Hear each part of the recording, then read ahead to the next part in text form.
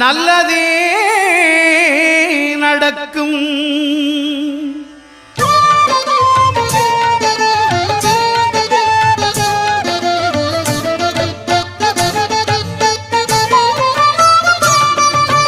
ஒன்பது கோளும் ஒன்றாய் காண அங்கு கற்பகம் என்னும் கடவுளின் மெய்யில் ஒன்பது கோளும் ஒன்றாய் காண அங்கு கற்பகம் என்னும் கடவுளின் மெய்யில் சூரியன் முதலாய் 9 கிரகமும் பலவித குணங்களை கொண்டிருக்கும். எங்கள் கற்பக தருவில் அவை வரும்போது ஒன்றாய் சேர்ந்து பலனளிக்கும்.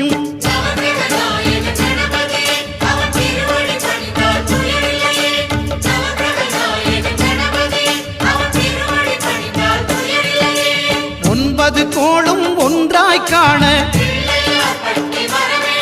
அங்கு கற்பகம் என்னும் கடவுளின் மெய்யில்